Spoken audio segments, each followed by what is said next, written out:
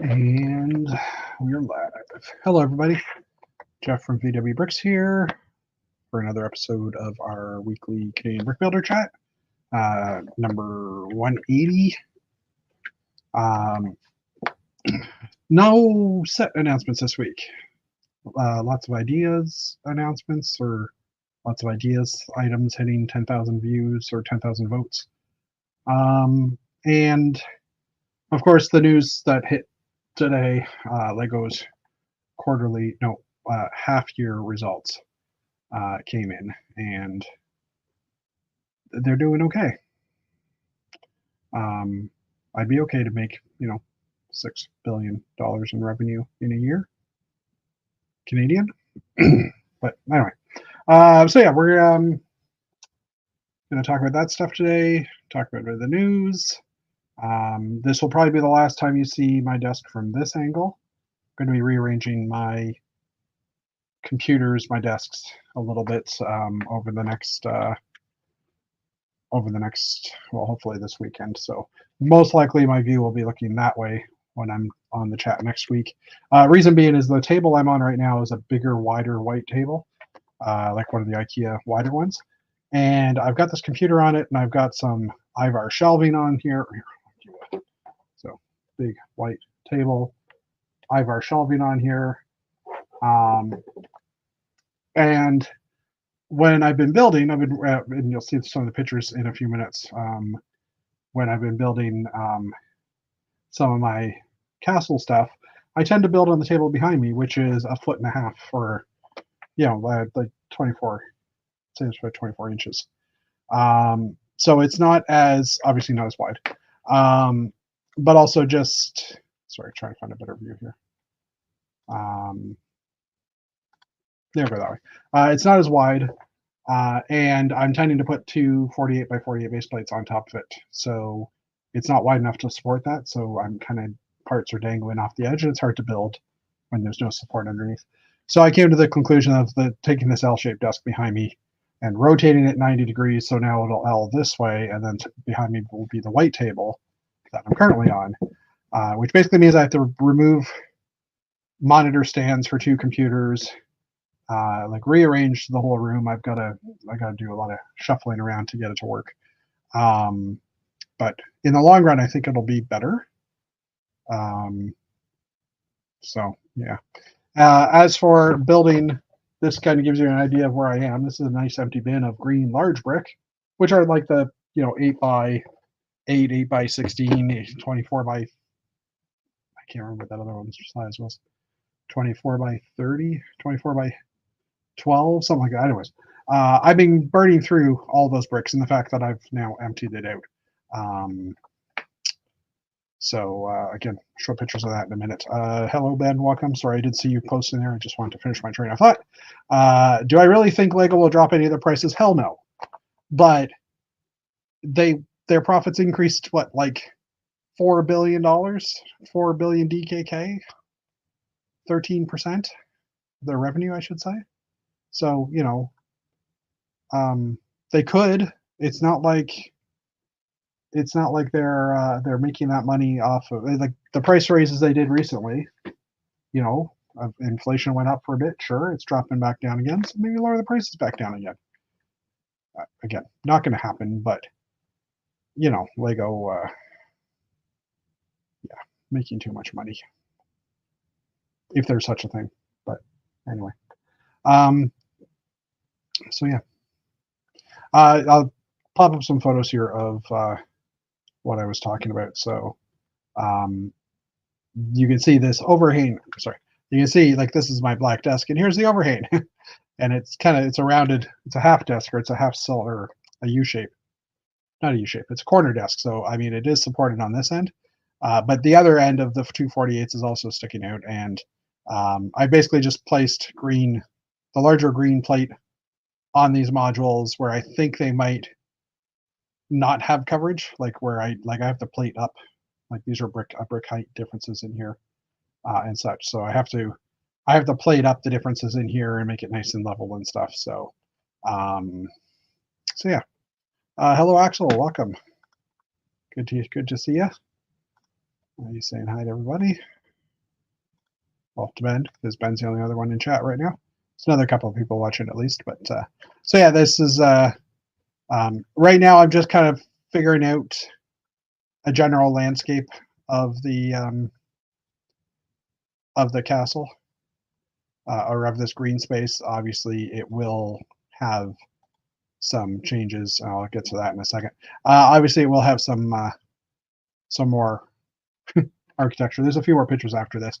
One of my friends recently bought the Little Mermaid shell set, and I was like, "Oh, that's cool." And they were showing me a picture of it, and they showed the King Triton here, and when you take his hair off, his face comes with it, and I thought that was a little disturbing. I'm not sure why they did that, but his face comes off anyway. I did build the Lego truck this week. I got it from the Costco deal that's going on here in Canada. And here's some more shots of just, I think this is last night's shots. Yeah, last night's shots. Just kind of showing the slight rise on here a bit. So basically anything that's colored brick is going to be covered in green. All this down here will be covered in green. And then I'm going to start trying to figure out what to do with this landscaping. I want to do, I think I might do a stream through here as well. And so it'll cut into the landscape as well. And I'd like to have some motion on it. So maybe a windmill or two, some farmlands. So I'm not really sure how it'll look. I did, not sure where this will open. Looks like it's opening here. I did grab a few Lego. Hold on, I'm just trying to.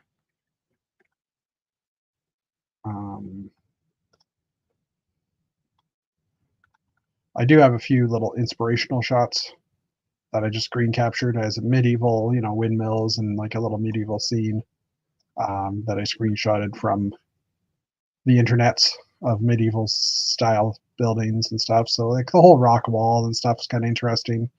Not sure how I will accomplish a rock wall, but something to think about. So yeah, those are things that are just kind of in the back of my mind.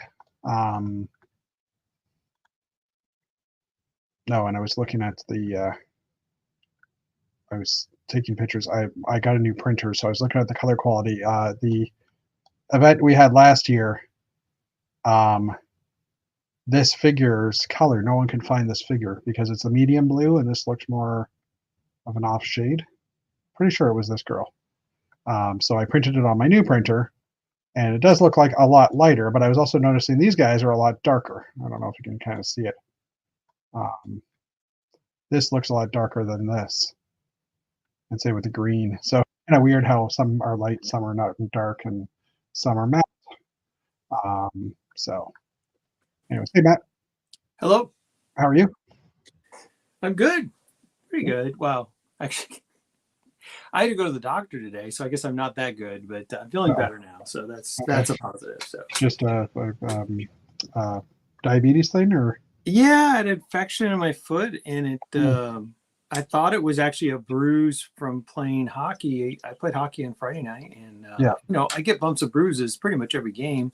Yeah. And that's just kind of normal. And sometimes I take an aspirin, and sometimes I don't. And my big toe was tender for a couple of days, and I thought, well, it'll start feeling better. And it started to feel better, and then like yesterday it kind of started swelling, and then last night it really started swelling, and then I was like, oh, I don't think this is a hockey bruise. So I had an infection, and so they gave me a shot in the buttocks for antibiotics, and it's already starting to the swelling's going down, so it's very, very well. Axel says hi, by the way. Hello, Mr. Plate. Ben was saying, I was going to get the Orient Express, but decided it might be more enjoyable to get the A-frame. Yeah, the A-frame is definitely an amazing build. Axel finally got standard parts of a PAB order. It was only 13 days underway. Well, that's pretty good, 13 days. I have an order that I think will ship tomorrow. Matt's always got orders coming in. That's just a given. I placed an order on July 31st. And I think it'll ship tomorrow. just because the online Pick a Brick Discord group someone had posted 2 days ago that their order from July 29th shipped 2 days ago. So plus 2 days gives us the 31st. So hopefully tomorrow. I had a friend, Ant Bandit, who folks might know from his internets. He came over on Sunday and he was like, he needed certain medium Azure pieces to complete a build and he didn't want to wait. Yeah. And so I said, well, if you'll pay me the price of buying them off of, Shop a Home, I literally had an order open. And so I placed the order, I think it was Sunday, and they came today. Well, so best sellers though, right? Yeah. There's only like 4 items and they're all best sellers. So the rest of the parts order, which was like $100 parts order, that'll show up in 3 weeks. Yeah. Okay. Ben, sorry to hear about your ailments, Matt. And 13 days after they said it shipped. Normally it's here in 3. Oh, it took 13 days for it to get to you when it was said to be shipped. Wow, that's crazy. Dark gray? I think this is the first time they've made the 2x3 window in dark gray. So I got about 20 of them for my. I'm trying to think. I bought some for the Castle Keep because they don't make them in light gray. Yep. I bought some for the stained glass windows in the Castle Keep. Cool. And I discovered the same thing. It's like, oh, they're new in gray. So, yeah. But yeah. So other than going to the doctor and him poking your butt, that didn't sound right. How's your week been? They poked my butt and I didn't enjoy it at all. Okay. So I mentioned this on Monday's show. I'm through the first of 3 books on this. The Tower of Barad-dûr. And I kind of took a little break and I've been working on my new Hashima ideas. I'm just trying to work out some stuff. And so, I bought some of these garage doors and turned them on their side to make a wall panel, and I put lights in the middle. And today I was looking at a website that does non-Lego, not official. Lego doesn't really sell lighting, but sells lighting kits. And I realized that very quickly you could spend a lot of money. Yeah, that's one of the reasons why I haven't done it. But part of the rules of the new Hashima is to spend money, is that it has to have lighting. Just every component has to have a lighting element. It doesn't have to be the main element, but the idea is that it's a cyberpunk city, and when they do like Festival of Lights, it needs to have some elements that are lit up. So, and I've wanted to get a little bit better at lighting. When I went to Bricks Rodeo in Texas this summer, I took the workshop on, basic lighting, and I'm at the very, very elementary level.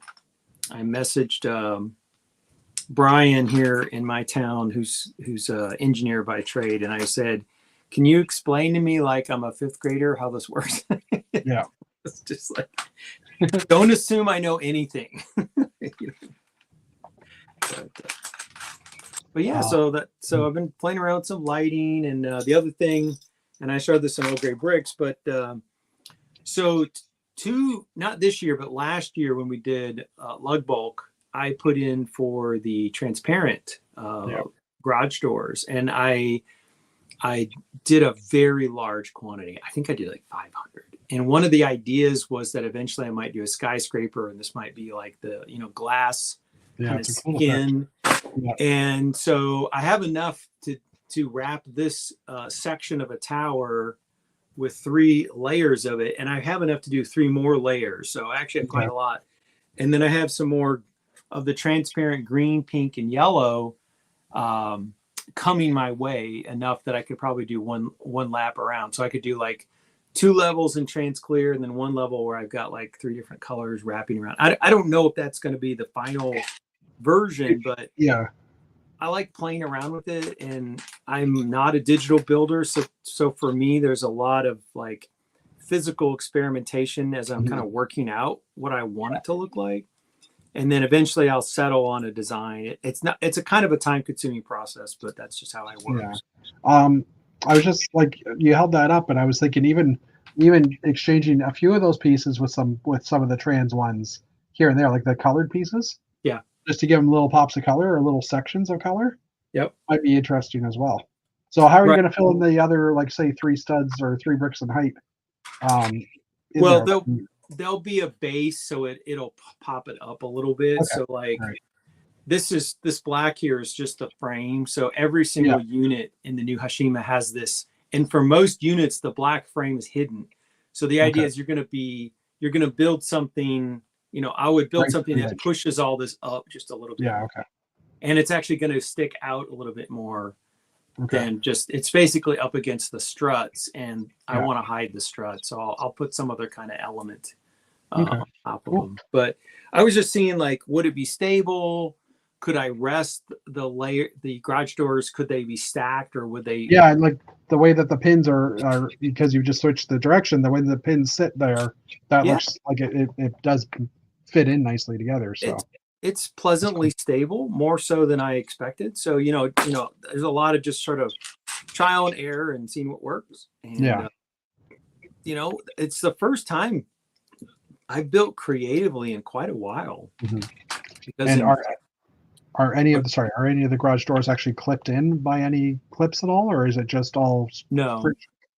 What you can do is, so like the top of any brick that has the hollow stud, they actually will fit in. So in the assembly square, that's where I first got the idea of turning them sideways, because in the assembly square set, that's what they do. They use Technic bricks underneath that they slot into. So like you're asking, like, what would I do? Well, I would probably have a row of Technic bricks that they could.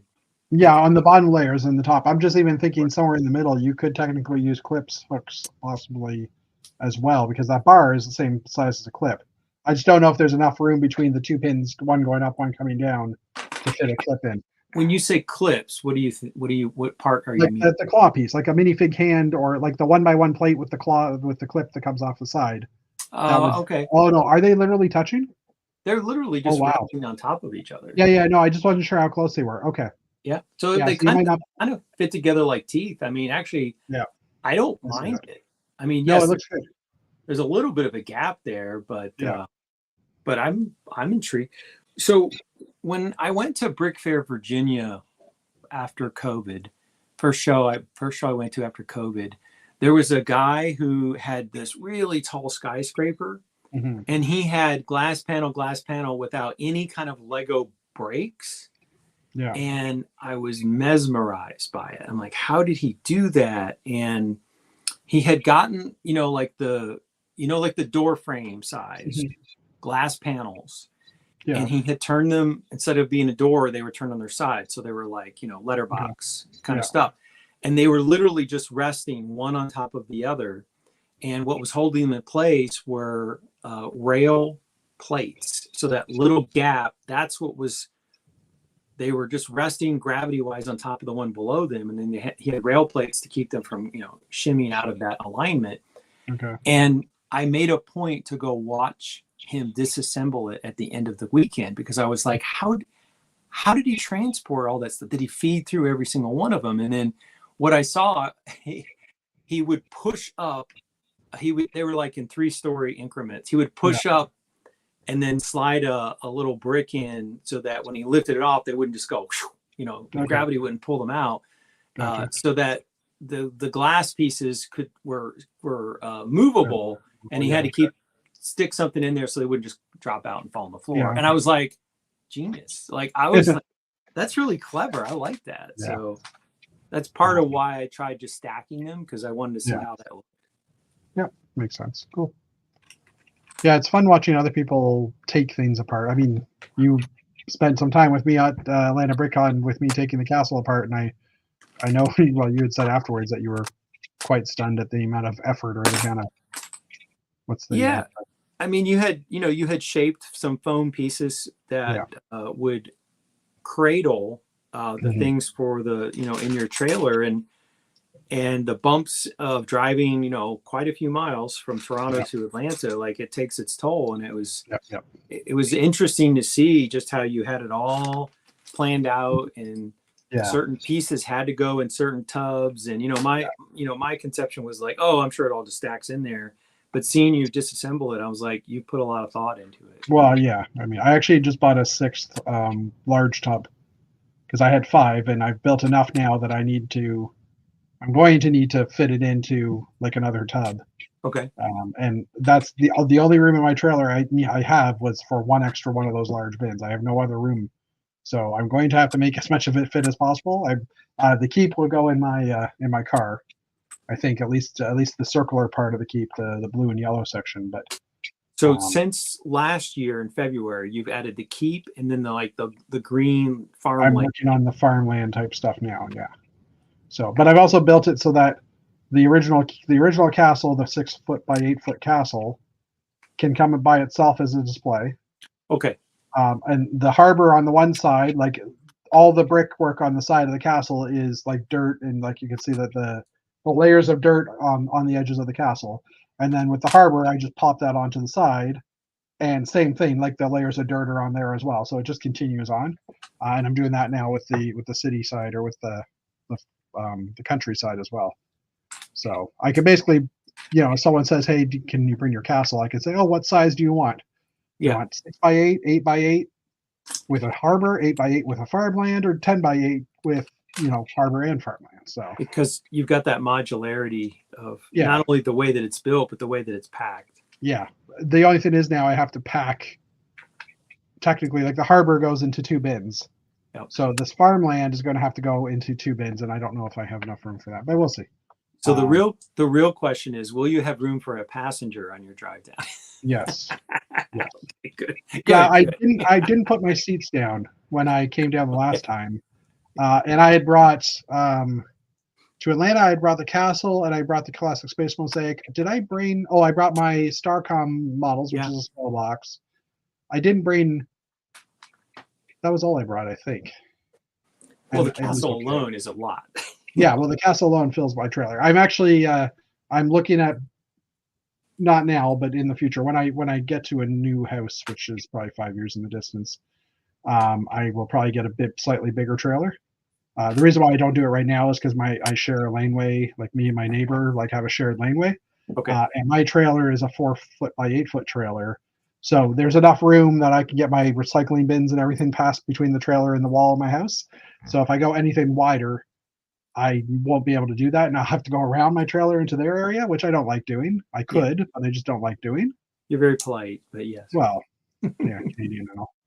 So, it's also I'm putting my trailer. I'm backing my trailer in beside my house, it goes as far back as possible. So if it's wider, that just makes it that much harder to back in securely, or So today's hat.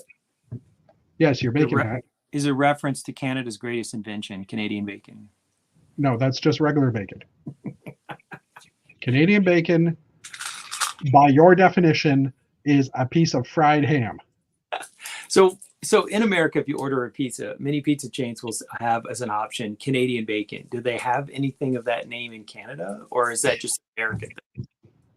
Well, we have bacon strips and bacon crumble. Is that how it's described? Yeah. On the menu. Okay. So bacon strip, bacon crumble. Okay. Well, okay. What does Canadian bacon look like when you get it on your pizza?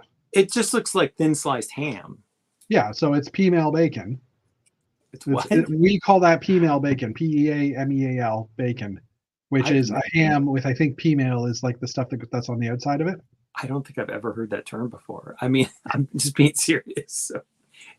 Now, are people in Canada aware that Americans refer to that as Canadian bacon, and do they think that's? Yeah, I mean, obviously, we that's like one of the tropes of Canada that we always hear from you Americans, right? Right. So we get out of our igloos and we go to the store and things like that.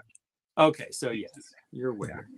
I did hear that recently, like some crazy percentage, like 25-30% of Americans think that we all live in igloos. Are you serious? Yeah, that I don't know. That was like an Instagram thing, so who knows if it's true. Although I've seen enough surveys where people will say they believe in really crazy things that I'm not 100% confident that that's wrong. So, have you ever heard of a comedian called Rick Mercer? I have not. No. Okay, write it down maybe, or Google it. Rick Mercer. He's a Canadian comedian, and he's kind of he does a lot of political type stuff. Okay. And there was a bunch of we had a show here called This Hour Has 22 Minutes. And he was on that for many years.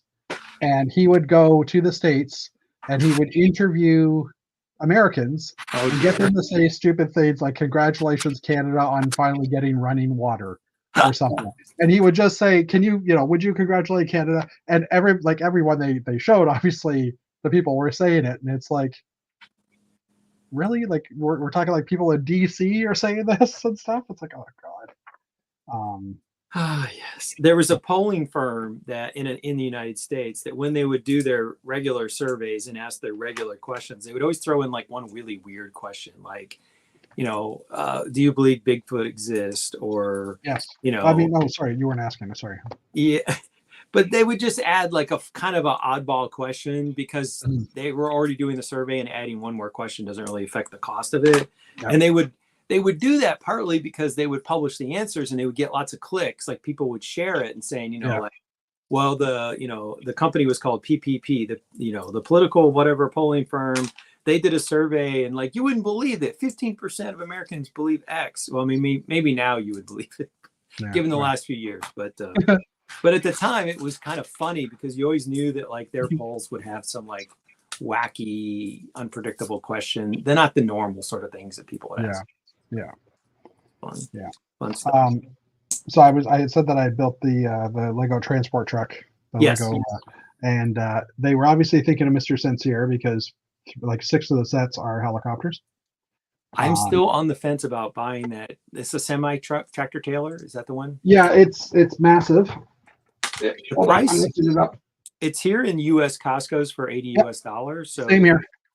So apparently it's only available at Costco and the Lego store. Oh, like wow. It's not available in Walmart's. It's all available in Target. It's a Costco exclusive, and they're throwing it on like at $20 off. So see, that sounds like I should buy an extra one from my Bricklink store because it might become a hot item later afterwards. Well, it could also be one that sells for a very long time. It's true. Because they tend to do that with some of their Lego products. Okay. I just tipped it over, so chances are. I was on a Discord where people are talking about, we'll just wait for my Costco to mark it down another $20. I have 2 Costco's that are close. Yeah. But I've never found anything marked down beyond the opening price. So I don't know if I just don't go frequently enough or I'm just unlucky. I've never seen Costco mark stuff down to blow it out. Yeah. Oh, it's pretty nice. Yeah. Yeah, it's nice. And all the tiles are printed. Like these are 4x4 Lego tiles. Ooh, see, which is nice. That makes it a little attractive. The truck has the new trailer hitch piece, and it works quite nice. So just a ball joint fits in that. It's a 2x4. I had not seen that. Yeah, it's pretty cool. It's a 2x4 plate. It's recessed further in.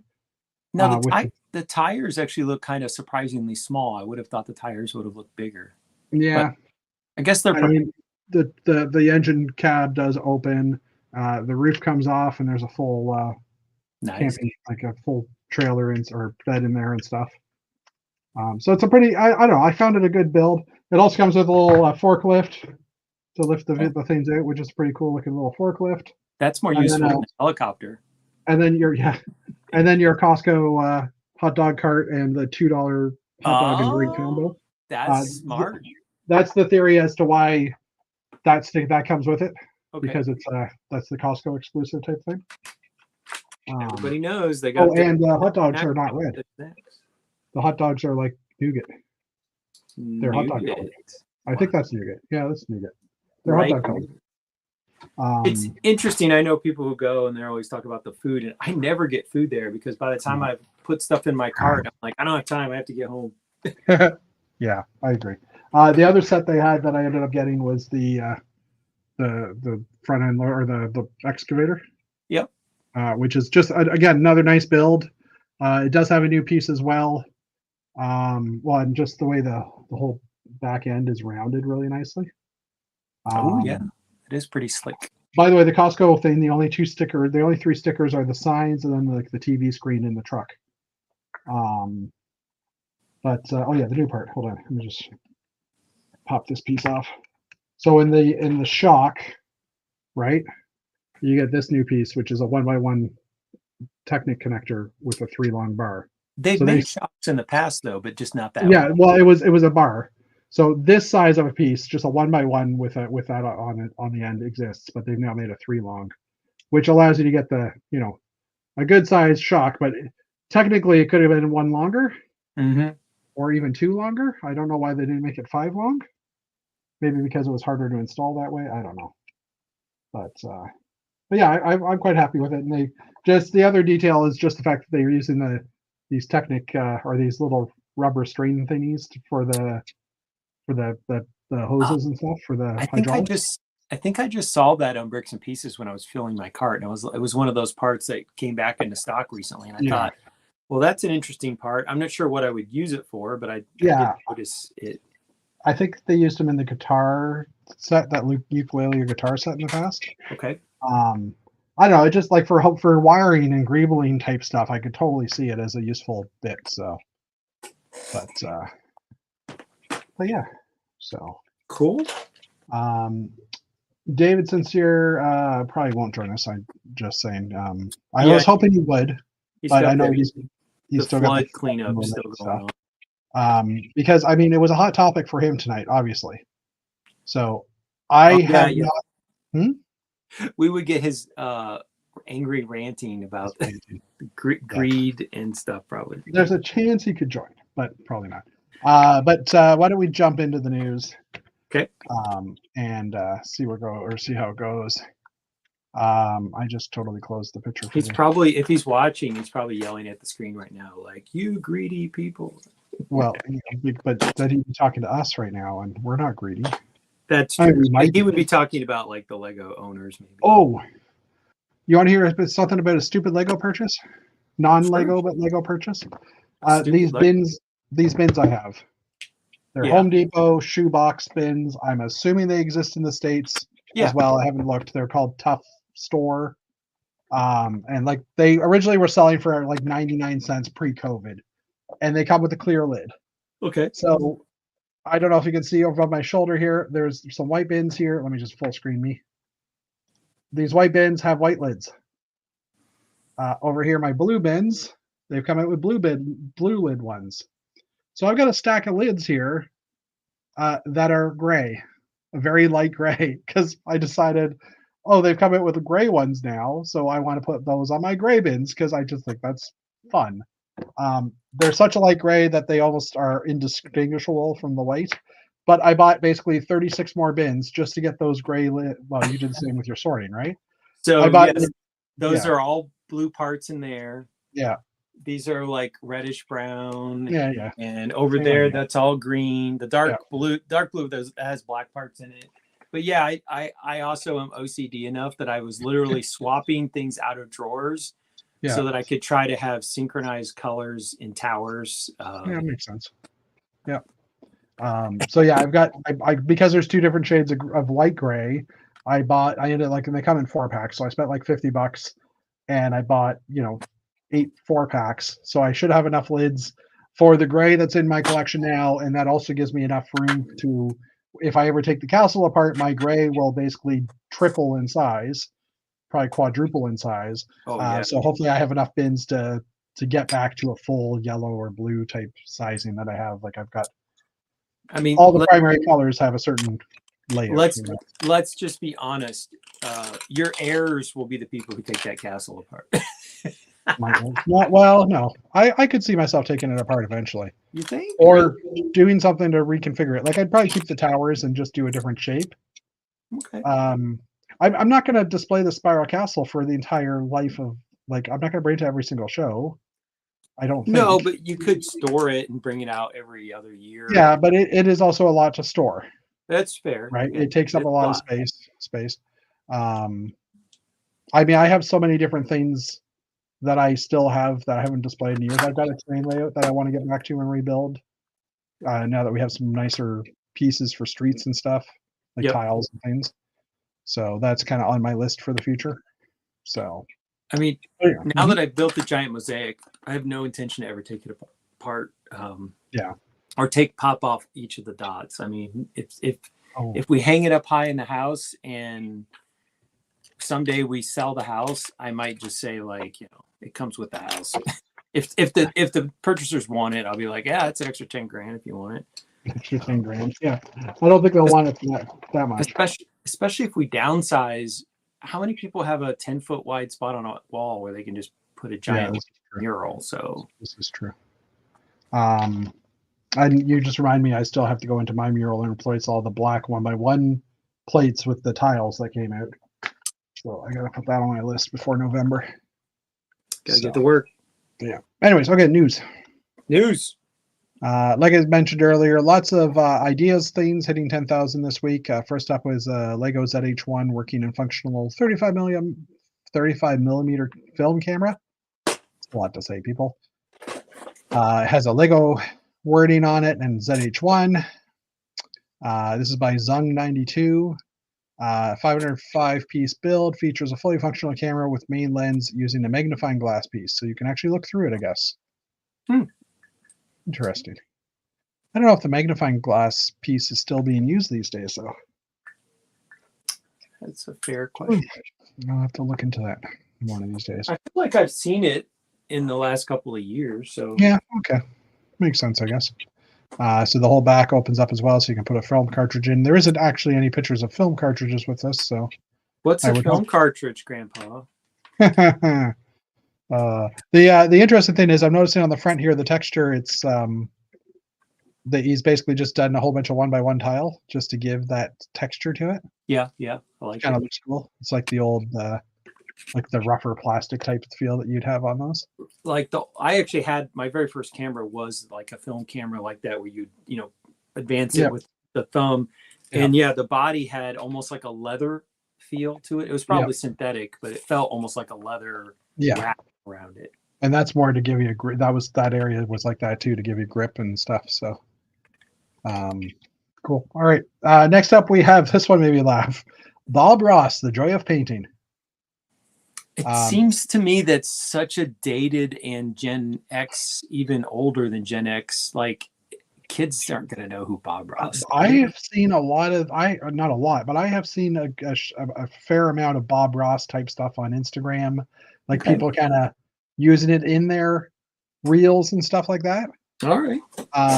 I don't know if it would, but I mean, as an art set, this is actually a pretty decent looking set.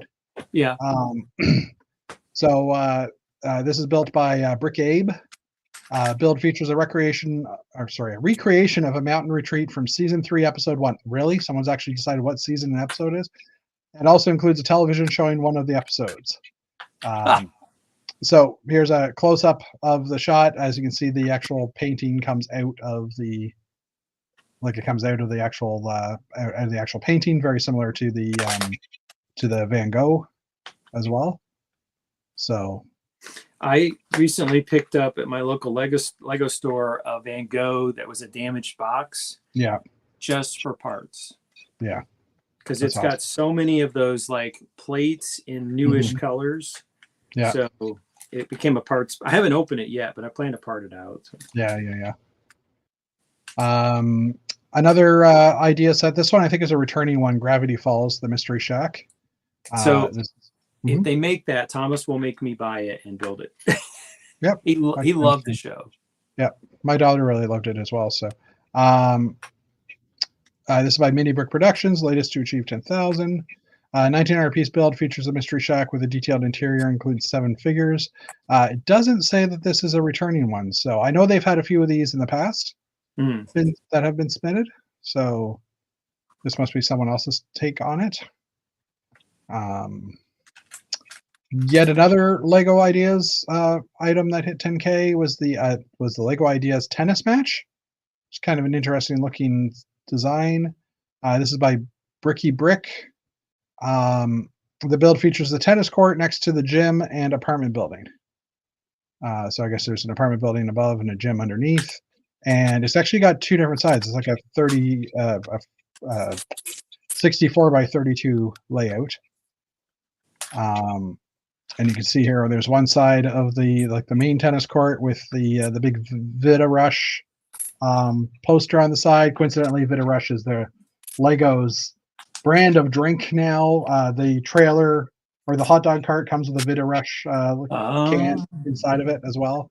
It's been on some torsos and stuff. So, and then it's 3 pieces. So there's another side that's like a little park, the actual building. so I will say I like the tennis court portion of that, but the building leaves me cold. It seems very square. Well, and, yeah. You know, I mean, it has a bit of detail on the outside, but it's nothing. It's not modular level for sure. no. But it looks cool. I mean, you know, I could see And it and going I'm a into people's fan towns. of some of Bricky Brick's other work. So Oh, I you mean, know, I you know, don't want to be I don't want to come across as like being, you know, overly critical, because I think Bricky Brick does good design work, but I'm just sort of underwhelmed by the building personally. fair enough. I've never actually heard of him until, you know, now. I mean, I might have said it's his name in the past, but I think I follow him on Instagram. I think that's okay. why. Ben's saying about the Bob Ross. Isn't there supposed to be a spoof coming out with Jack Black playing Bob Ross? Yes, that's right. This might provide the transaction to get this produced. That's right. I think there is a Jack Black related Bob Ross movie coming out. Good memory there, Ben. So going slightly off topic, we went to see the Alien movie this weekend, and how was it? It was satisfactory. You know, it's very true to the style of the previous Alien movies. And there's about 30 minutes of previews, and most of the previews were kind of horror movies or action movies, which, you know, that kind of audience that would go see Alien, that makes sense. But then we got like the Lion King prequel movie, which is, you know, like for young people with young children. And I'm like thinking, did they think that like there would be like young children in the room coming to see Alien? It seemed Aliens is technically. The preview seemed very out of step with all of the other type of previews we were seeing for Aliens. Disney technically owns Aliens. Dude, yeah, so, that's probably what. Yeah. It's Fox. It was a Fox property, so that would be my guess as to why it's there. Sorry, Ben's also saying I think the picket fences are cute, but there are now chain link fences that came out. Yep. Yeah, I've got some of those. I haven't used them yet. Not sure about the building. Maybe it should have come with a sports store instead of a gym. Yeah, that's a good point. Tennis store or something like that. All right. Lego Ideas Coldplay Music of the Sphere World Tour diorama hit 10,000. So I think pretty much if you wanted something to hit 10,000, just make it from a popular band. So this is by Mikey Denden. The build features the stage from Coldplay's Music of the Sphere concert series from 2021. And it's got them on the stage and some fireworks or something in behind, and then them on the little podium or a little stage here as well. So that one's. I'm a fan of the band, but I would not buy this set. I don't think it's. Yeah, it's not. It's not really anything to write home about. All right, away from ideas, now talking about some of the Lego book news that we've been talking about in the past. So there was a Star Wars character encyclopedia fan vote that happened a few weeks ago to vote for one of these 3 characters. And can you guess which one got chosen? C-3PO. Really? That's what you think? That was my favorite character as a little kid. I loved C-3PO. Well, you're wrong. Ahsoka actually is going to be the featured character for the upcoming book. So re-released in 2025, it will feature over 200 minifigures from Lego Star Wars with facts and figures about them. So she'll be on the cover. I'm not sure if that means that she will be the figure that comes in the book. It's more just for the cover, as far as I know. She's the cover girl. Yeah. Oh, the featured character. Yeah. So it's either. Yeah. Anyway, either way. All right. Guess what Sunday is? Canadian Bacon Day. September 1st. Oh, yes, it is. It's the beginning of my birthday month where I don't have to do the dishes or anything because it's my birthday month. Isn't that the way it works? If so, well then I can't wait till February. But you've been doing it wrong all these years. Is that true at your house or? No, I'm totally joking. I Okay. do all the dishes, so I'm sure I will still be doing dishes even in my birthday month. I'm just it was a wish, not a reality. Okay, I was gonna say, wow, that's a pretty sweet deal. All right, so the new sets that are coming out in September 1st, or in September, are nicely placed in this article for us. So we'll just quickly go through it. There's not a heck of a lot unless you really like advent calendars, and then there's a lot. So the Nightmare Before Christmas set obviously is probably one of the best ones, or one of the bigger ones that's coming out.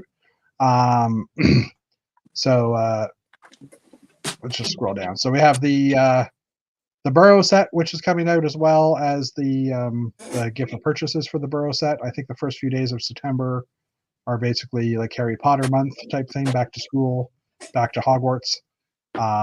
So from City, we have the Advent calendar. Disney, we have the Advent calendar. Friends, we have the Advent calendar. Harry Potter, we have the Advent calendar and the Burrow. Lego Icons, we have, sorry? The UCS Burrow. The UCS Burrow, yeah. Lego Icons, we have the Legend of Zelda, the Great Deku Tree. Ideas, Nightmare Before Christmas, which is actually available September 3rd, not the 1st.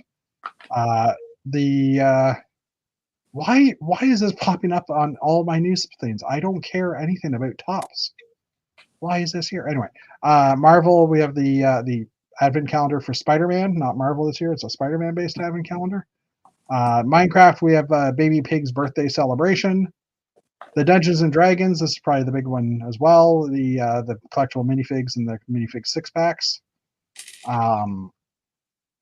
Under seasonal, we have the Halloween barn, the Christmas table decoration, and the Christmas ornament selection. The table decoration is shown on the screen here. Sonic the Hedgehog, we have the Shadow the Hedgehog bust. Star Wars Advent calendar, and that's it. So not a huge amount, but some bigger sets for sure.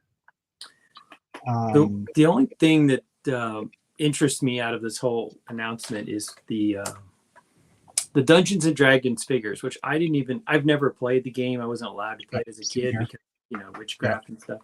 But the characters and the sculpting and all this stuff looks fantastic. So even though I don't know what the characters' powers are or whatever, I'll be buying that. But the rest of it, sometimes I would buy the Star Wars Advent just when they would do like the Christmas sweaters on Darth Vader or whatever characters. And I thought that was really fun.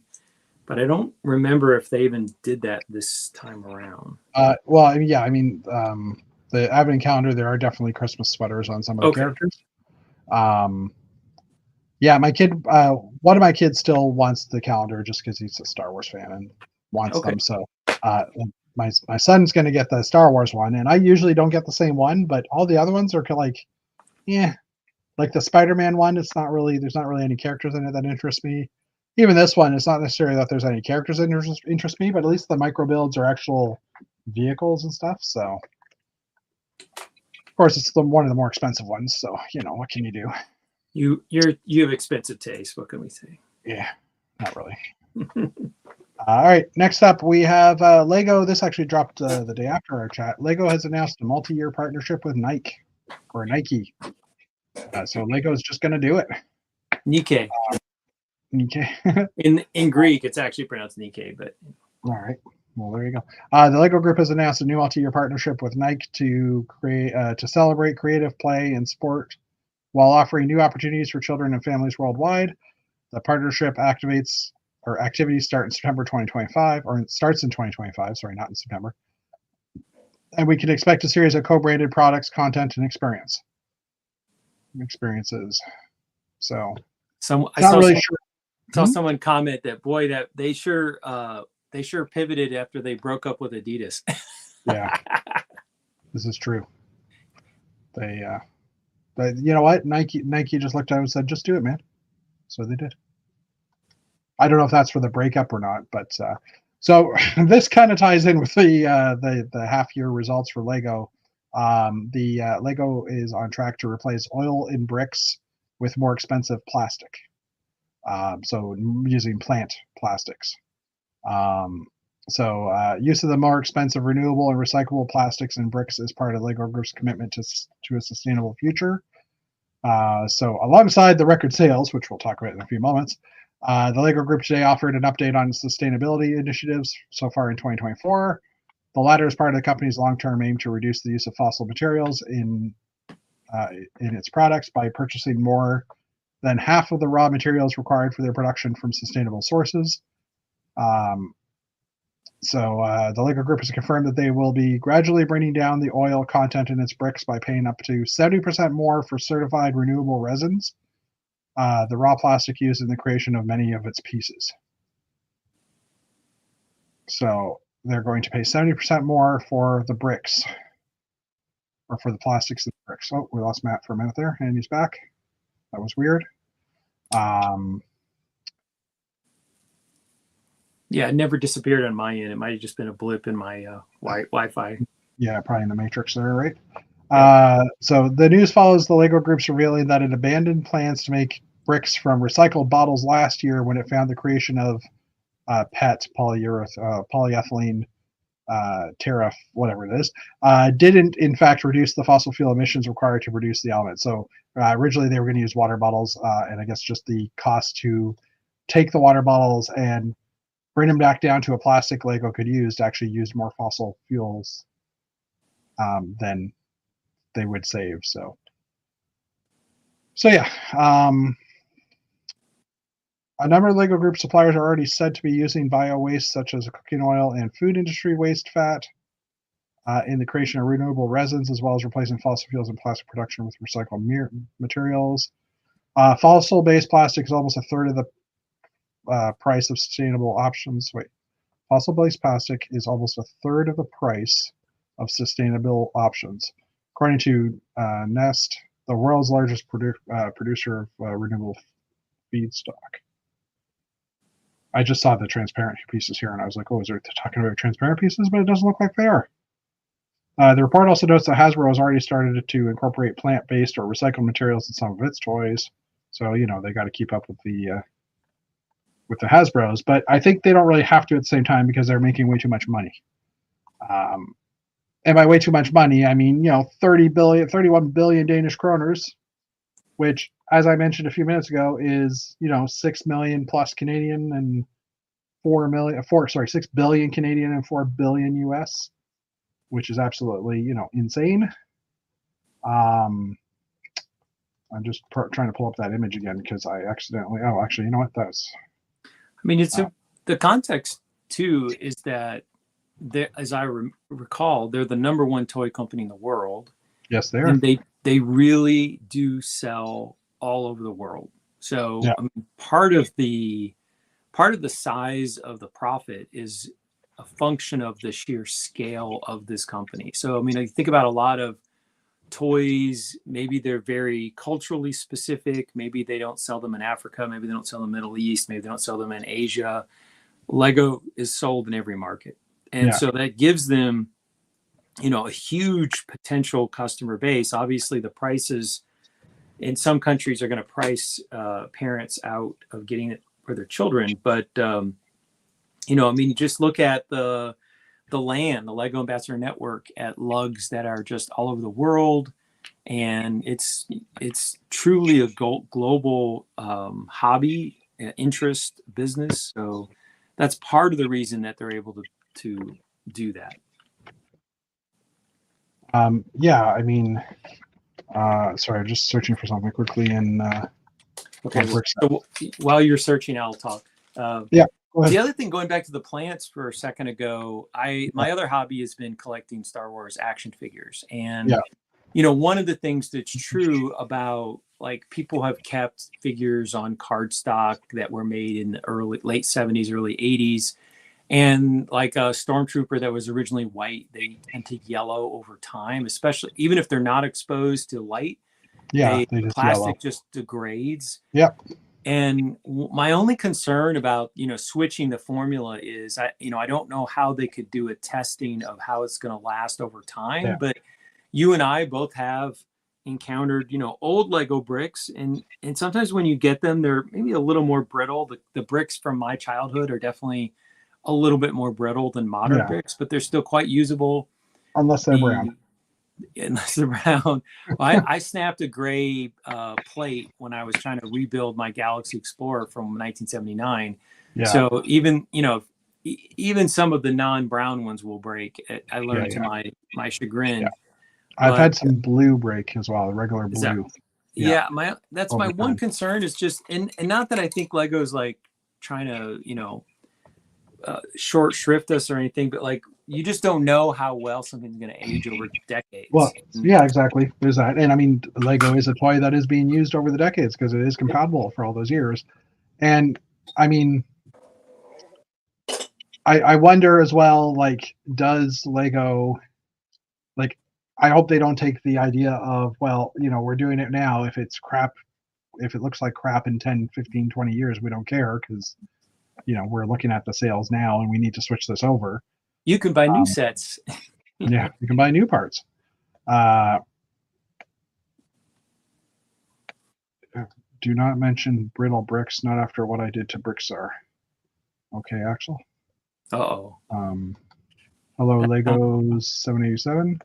Brown ones break easy. Yep. Brown ones from a certain period of time. The reddish brown, the earlier reddish brown. So for sure. So yeah, I was going to, I just for price comparisons, I wanted to pull this up. So Speed Champions, I figured they're a pretty similar pricing over the years. Now I've started with the first year of Speed Champions, which were the 6 wide sets, and I recognize that they are, you know, less. There's probably less parts in a 6 wide Speed Champion than an 8 wide Speed Champion, so that could cause this as well. But I just wanted to look at the pricing for a Speed Champion originally when it came out, and I'm going to use Canadian dollars because that's where I am. But $17.99 for a 6 wide Speed Champion back in 2000 and what year are we here? 2016, I think I said it was. And that set has, where's the part count? I hate sometimes when you have to look around parts. 151 parts. Is that right? That doesn't seem right. Yeah, 151 parts. Okay. Dope. So let's jump a few years. I'm not going to go every year. I just wanted to. So let's go to 2017, say. Well, that was 2015 we're looking at. 2017. So now we still have 6 wide McLarens. Let's pull this guy up. Parts. So we're talking about 160 parts. So still around the same parts quantity. And pricing here, $17.99. So still the same price, 6 wides. And what was the start year that you were comparing to? 2015 was the first year. So this is 2017. Now 2019. I believe now we're 8 wide. No, we're still 6 wide. So I'll just pull this Porsche, which is 179 parts. So we're slowly going up in parts. And Canadian price, $19.99. So we've gone up $2. That's pricing. That's lower than the inflation rate. So this is after 4 years, it's gone up $2. I mean, especially if you're comparing it to 2015, that's less than the inflation rate for the overall economy. Okay, fair enough. I mean, that's actually remarkably not going up. 2021. Not that one because that's a micro. We'll go with the Toyota GR. Part wise, so these are now 8 wide. 298 pieces. So we basically almost doubled in size in parts. But at the same time, I would also go to say parts are smaller as well. $29.99. So between 2019 and 2021, the price went from $17.99. Sorry, what did I say it was? $19.99? to $29.99. Well, the first year was 2015, correct? And then 2015 at $17.99. Then you went 2019. Well, I did 2017. So it was the same price. 2019 was $19.99 Canadian. Now we're at $29.99 for this one, which again, it's double the pieces. So when you look at it from that point of view, that could make sense as to why. Let me just jump back 1 year. Just look at 2020, because I think the 2020 ones are probably $25. So this is the first year of 8 wides. Part wise, we're looking at 297. So still the same parts count as 2021, or as the year after. Let me break in here for a second. So yeah. I'm using the U.S. inflation calculator because I'm familiar with where it is. If you had a $15 set in the year 2015, by 2021, adjusted for inflation, you would expect that to go up to $17.50. So which is $17.99. So 2021 it was at $19.99. Okay, so let me put in 19. I'm just gonna say $20. Legos $787. We're not even gonna mention Star Wars sets in 2015. That's not something to that has a tax alone, and we're talking about well, I guess we are talking about retail price. So, yeah. And as you were doing that, I'm like, you know what? I should excel. So, if we using U.S. inflation rate, a $20 set in the year 2019 would be adjusted for inflation $24.30. So there would be, because inflation's been more intense lately, and this is just to 2023 because I think that was the year that you were looking at. Yeah, well, I haven't even gotten that far. Okay. 2017, 2019, 2020. I'm just 2021, $29.99, and there was like 300 pieces. This one's 20. So 2020 was $25. $24.99, and this was, how many pieces did I say? I probably should have done this ahead of time, but I didn't. So about 300. That's a lot more pieces though than the ones. Well, yeah, it is, because it's a bigger vehicle, and I do get like going up between 2019 and 2020. I understand that it went up in price because again, these ones are parts. This one was again like 179, and it was $19.99. So I understand the $5 price jump between 2019 and 2020, but then there was another price jump as well there's another $5 price jump between 2020 and 2021. I mean, to do this correctly, you'd need to do price per part adjusted for inflation to see if they're running ahead or behind in inflation. Yeah, and I mean, this is getting a little too long-winded anyhow, but 2022, I think we're probably looking at the same $29.99 price. I'm going to grab one that isn't a license. So Lamborghini. Wow, that was 2022. It just seems like that was that wasn't that long ago. Time flies. Lamborghini is 271 pieces, so a little bit less. Excuse me, 2022. And the price, I'm assuming, is still $20.29 or $29.99. Canada, yeah, $29.99. So it leveled off for a bit. 2023, I think the prices went up here. We're also I'm noticing that there's a trend in the number of sets available. Well, no, I guess they're fairly constant. 888. 2023 is only 6, which is interesting. I'll grab the Pagani.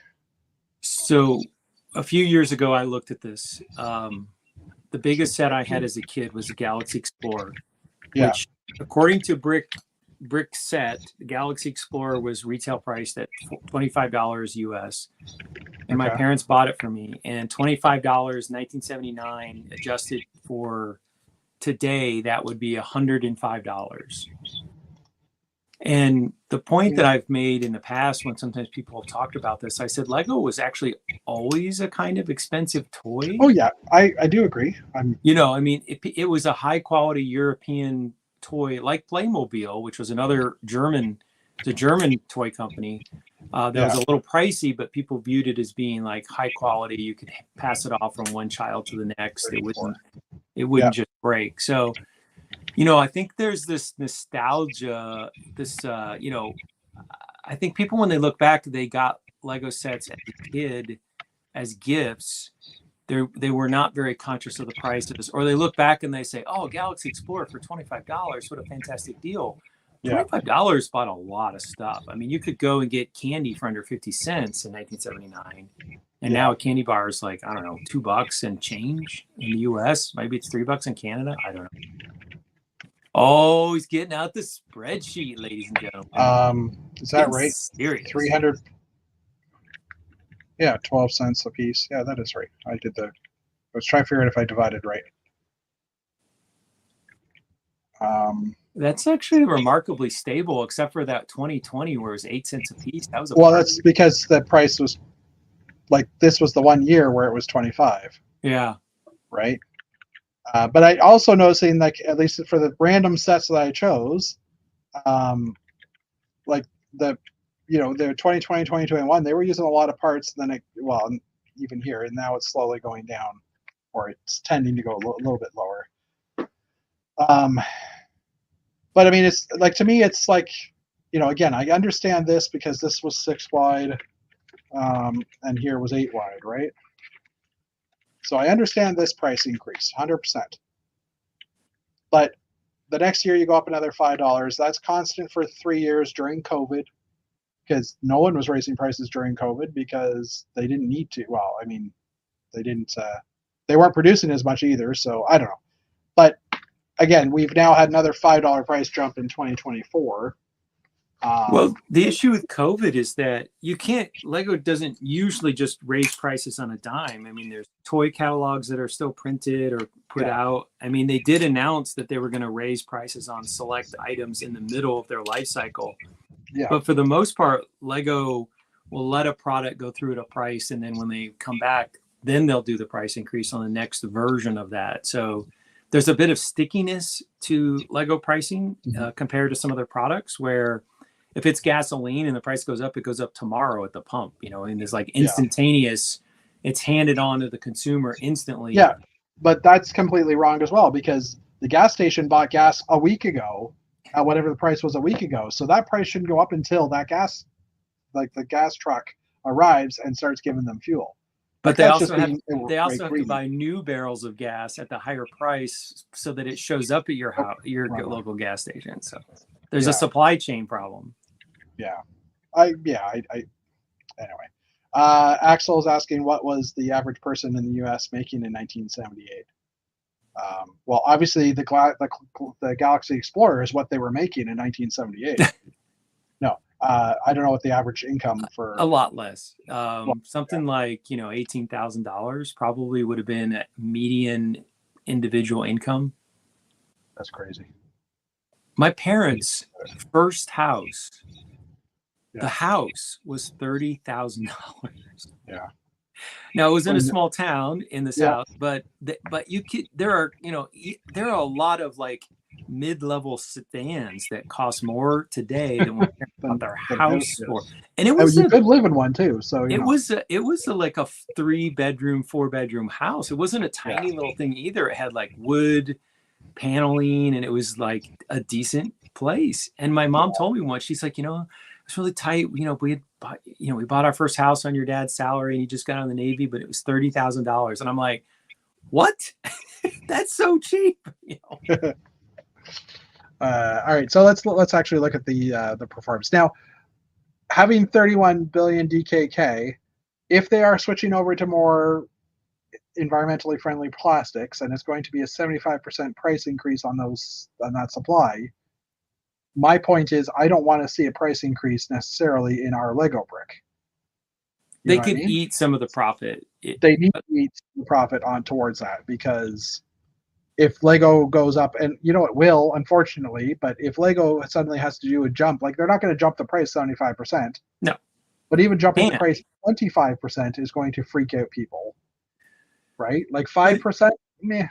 but it's also I mean, okay, putting on my economist hat, they had trouble keeping sets on shelves. And so Yeah, raising the price because there's that is a much way to do it. demand is Yeah, a perfectly logical response. yeah, It's irritating to us consumers, but um and honestly, even with the price increases that they've done thus far, it yeah, doesn't appear to me that stock is just not moving. I mean, there's individual lines that aren't moving. Like I don't think Dreams is moving, and there's a couple sets that aren't selling. A couple lines that don't sell very well. And there's a couple sets that don't. It's the same ones we see marked down all the time on yeah, Black Friday and Amazon. But for the most part, at the current price level, they don't appear at my stores to have trouble moving product. So that is a signal to the company that they haven't surpassed the point in which the consumer is still interested in buying their product. yeah. I mean, speaking personally, I just recently I had unbuilt sets and boxes upstairs, downstairs, and in the extra bedroom closet. And I recently put them all in the same closet, and I was like, I should probably buy less Lego. I mean, look at how many sets I have built, and if they did, let's say instead of raising the prices 70%, which I certainly hope they don't, but if they raised it 30%, I would still buy Lego. I would mostly just buy the really big, expensive sets like Barador, UCS Star Wars ships, but I would probably stop buying all the little sets for Mandalorian and all these different TV shows. I would say, well, it's interesting, but I'll just wait and just buy the UCS stuff if they make it, because those are the ones that I build and put in my office, and I plan on keeping them there forever. So all the little scene sets, for the most part, like I build them once and then I'm like, where am I going to put this? Yeah. So just as you were talking about that, I was like, what percentage is it? And this is kind of scary. So $2 raise is a 10% raise in price. Then another $5 is another 20% raise in price. 17% for the next year, and then another 14% the year, like in this year. So I mean, in total, you're talking, 61% raise in price since 2017. In 10 That's years. insane. That's 6%, average of 6% a year. 6% a year, yeah. In 9 years. Well, I mean, I'm saying from 2017 because that's when the price was the last at $17.99. Well, I mean, in the late teens, inflation was under 2% every year, at least in the U.S. I don't know what it was in Canada, but it was very low. Yeah. And now it's quite high. I mean, we've had pretty stiff inflation the last 3 years in the U.S. Yeah. I don't know. I just seen that price jump that much. These are still 6 wides. I'm just curious about 2018 because I don't remember if I actually looked at 2018. 162 pieces, $18.99. So even in 2018, it went up $1. Now divide that by Jeff's salary each year. Oh, yeah, don't do that. No, my salary definitely has not increased 65% over. No? No. I heard has yours, Matt? IT people just roll in the money. I thought that was the way it worked. No. Insert.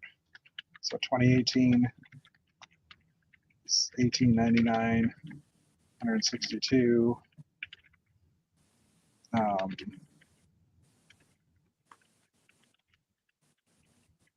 So 5% increase each of those years.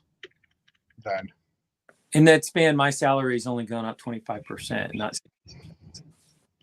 Yeah, my salary hasn't even gone. I don't know. I don't know what my salary has gone up 10 years. Maybe 10 or 15%, maybe. But I thought you IT people, you had all this market demand, and you could command better salaries. Well, yeah, but it depends on the company too. I'd have to look up what I was making back then. Honestly, I don't know. So All right, so yeah, we talked about the price 31 billion DKK, which is 6 billion Canadian, 4 billion US. Operating profit has gone up to 8.1 billion DKK. So this is the funny thing too. They're comparing this. This is their H1, so their half year 2024 results. I don't know if I've ever seen an end of the year result from Lego. Right? Like I don't remember seeing like here's what it was for the whole year, or here's what the second half year was. I could be wrong, but I don't remember doing that this often. Like I think we only do this about once a year. Yeah, it seems like they only give us that data in the middle of the year. That's a good point. Yeah. Okay, sorry. Cosbrooks, hello, welcome. We bought a house for 2017 for 75,000. It's now worth 150. It's under 1,000 square feet. Whereabouts is that?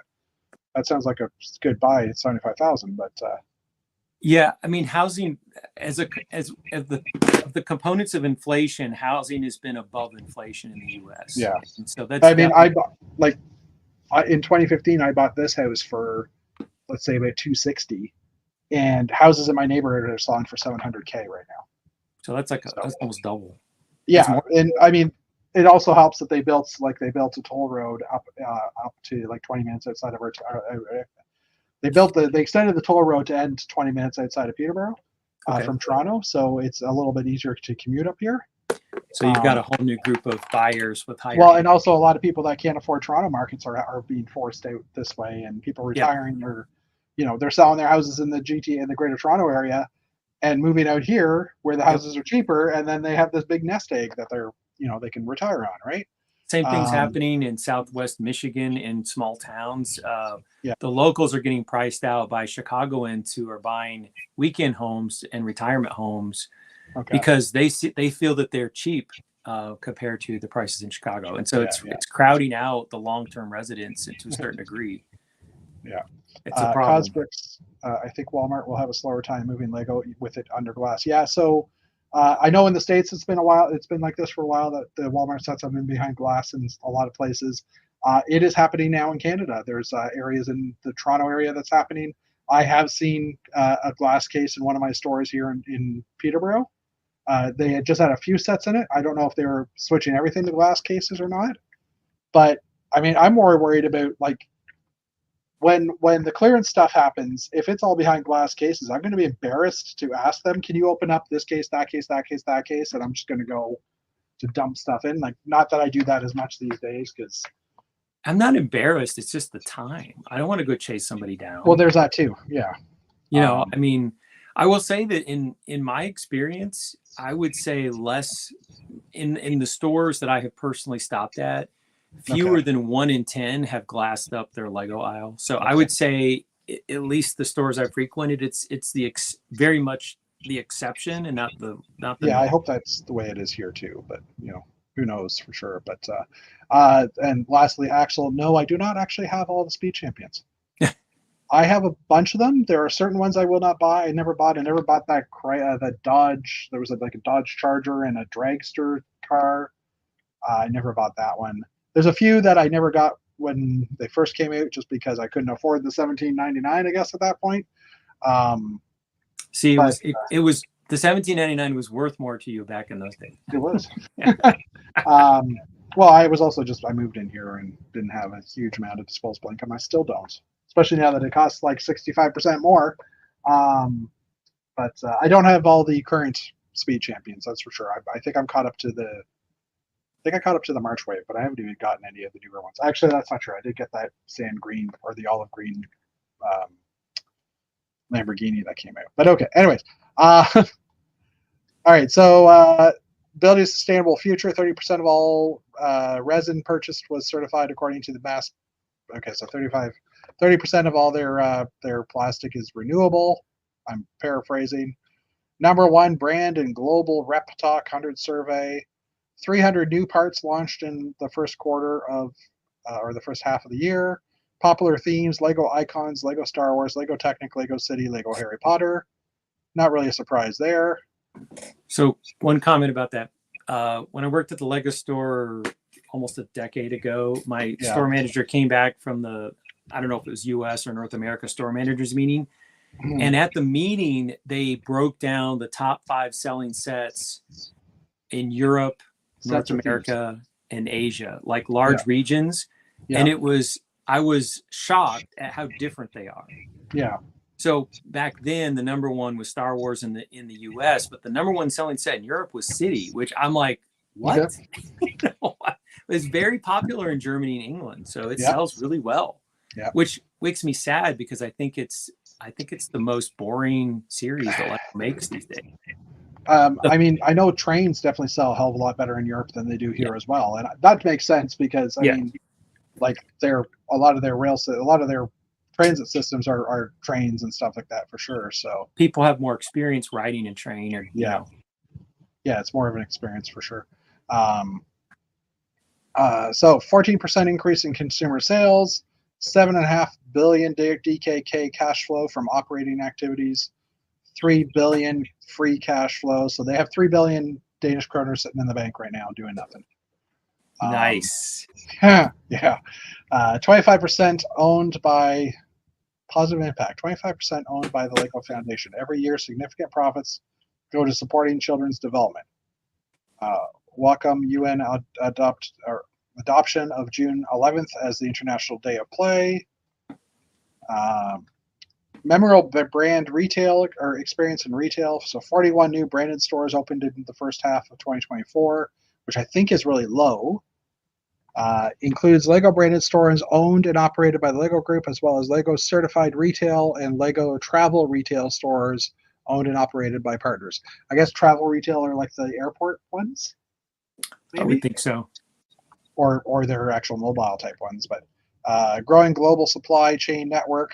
So new regional distribution center in Belgium, new factories in Vietnam and Virginia, US, on track to open in 2025 and 2027. Existing factories expanding capacity in Mexico, Hungary, and China. And advanced digital ambitions, bringing engaging digital experiences to life for consumer shoppers, retail partners, and colleagues. New Lego Play app. Interesting. Yeah. So I'm just trying to see if there's anything else here. I'm not going to go reading through the whole thing, but if David Sincere was here, he would have read the whole thing and he would have been giving us, other numbers as well. So it's funny, when on Monday night when we talk with Chris Giddens, he still has PTSD from Lego almost going bankrupt, and it comes up. He's always like, it's always in the back of his mind. He's like, oh, I hope this doesn't like ruin Lego. So on the one hand, Lego is not anywhere close to going bankrupt. They're sitting on 3 billion Danish kroner. So they're, take a deep breath. It's not going bankrupt. On the other hand, now that David St. Cyr would be like, oh, they're too greedy, So it's like one extreme or the other. Well, yeah, I mean, they're much great more profitable doing now. Well. It's great that they're doing well. It's just like let's face it, as adults, we buy more Lego probably than the kids do, than parents do for their children, right? So when they raise prices and when they get higher revenues, it affects us more than it does the average family, right? So yes, there's more kids having access to Lego now because there's more families buying it because it's more popular around the world. So, a family will buy what they can afford for their child, right? Whereas we buy things that we want because we want them, not because we can afford them, right? So Lego is basically, helping us go into debt. I'd be interested to see if I could find like the 2015 quarterly results to see. Anyway, I don't know. Or the half year results. So the half year, Axel's asking what the half year 2023 performance was. So it's actually right here. Oh, actually, we have 2020, 2021, 2, and 3 here. So they've basically doubled their revenue in the past 5 years from 15.7 to 31, pretty much doubled.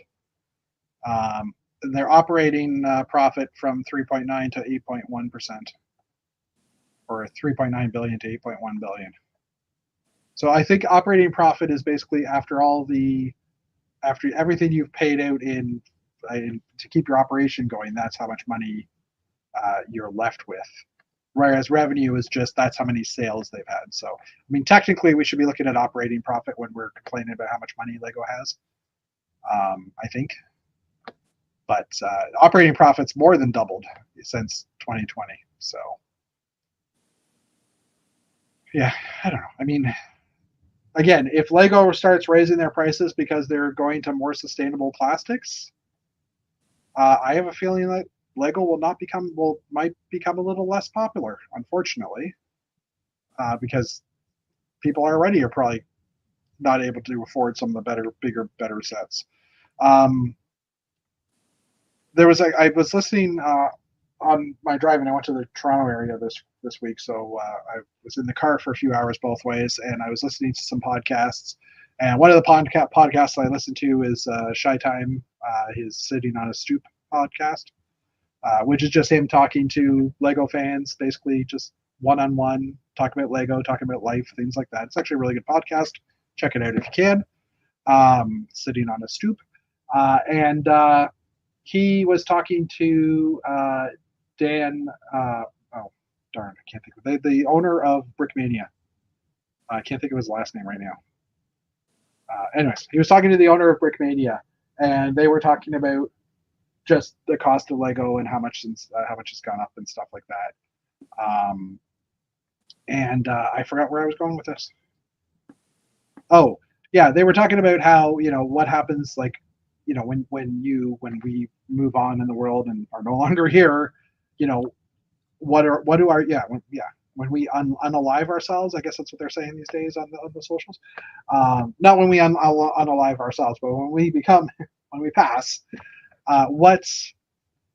what would happen with your Lego, right? And what would you do with it? And I was thinking about it on my drive, and I was like, my thought is, as I get older, I will just start selling off what I don't need. I mean, Dave's kind of doing that right now. He's selling off the stuff he doesn't need and stuff, like just on Bricklink, or for him, he's selling sets on Facebook and stuff like that.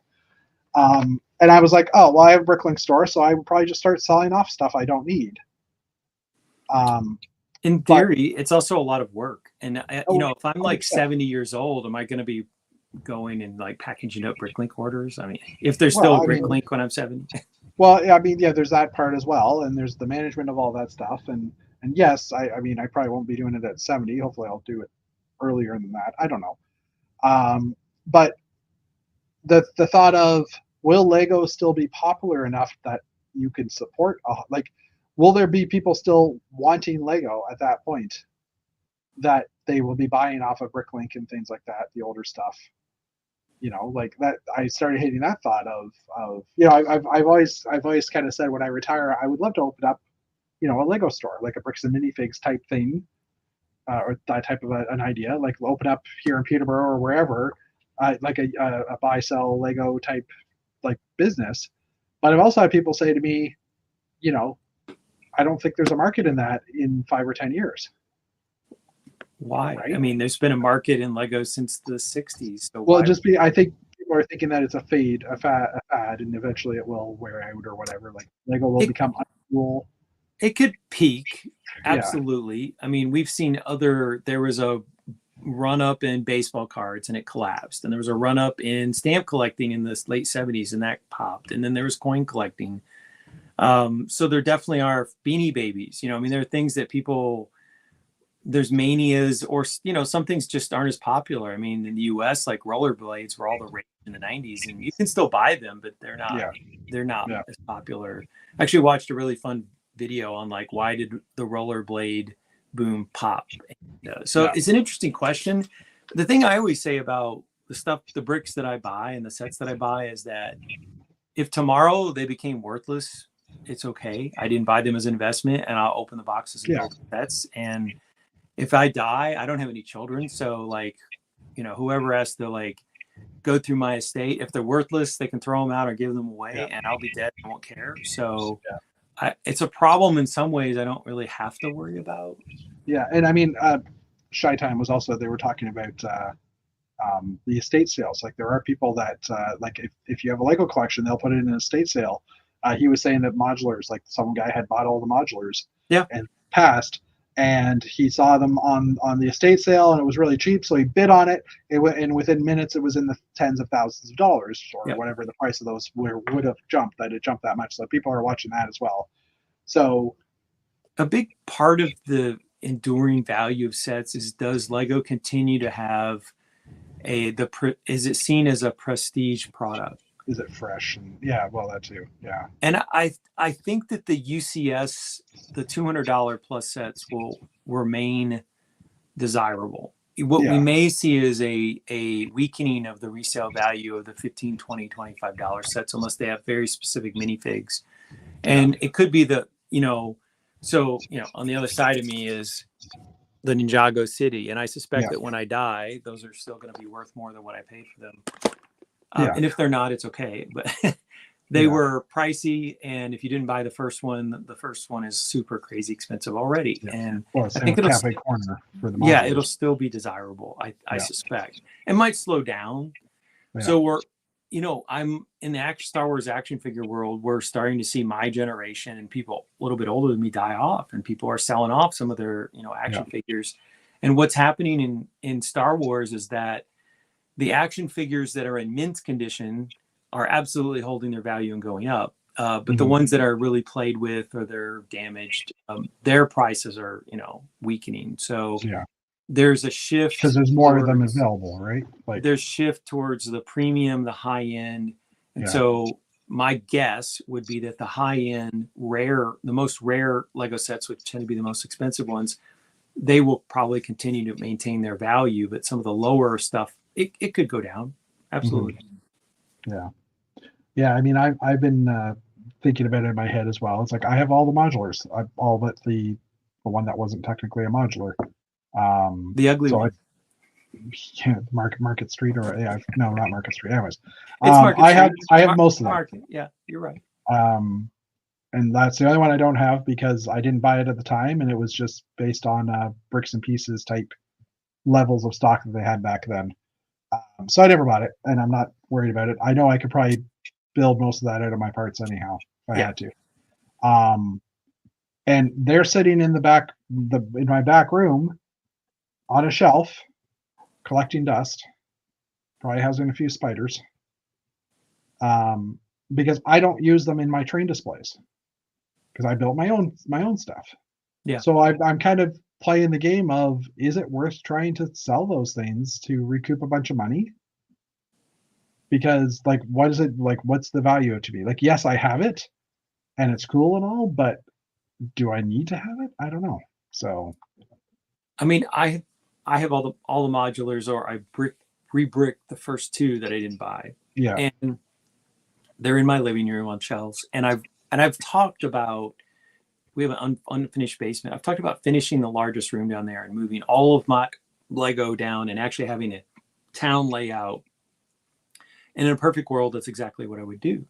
Yeah. But let's say I hit 65 and I go to retire and we move into a smaller place. If I have a whole town layout, it might not fit in a smaller place. So it's like, if I get used to having all this storage capacity and then I need to downsize for some reason, maybe, I'm not healthy and I can't work to 65. So maybe at 63, I stop working and I retire early, and we have to sell, we sell the house because there's enough equity that we could sell the house and move out to rural America and pay cash or something, so we could have a zero house payment. We still have to pay property taxes, but I mean, we cut our expenses very dramatically if we did.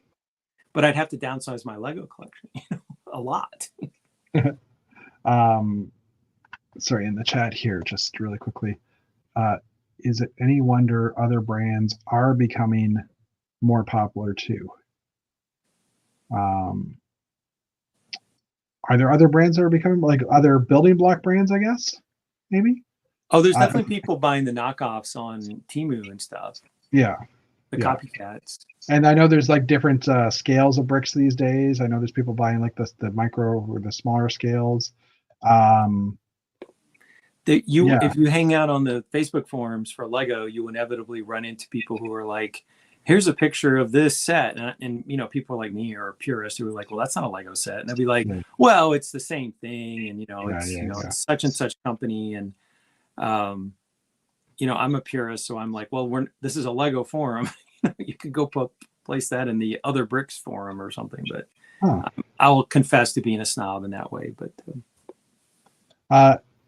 Cause has said 2015 35 million DKK profit and 9.1 million DKK as, I guess it's operating profit. I mean, building a factory is very expensive. So yeah, granted, yeah.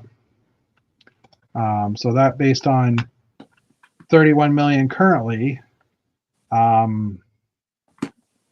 So I mean, the revenue is lower than it was in 2015. I wonder also, is this like I don't know, Cause, but this might be is this the year-end profit? Because that would make sense, maybe.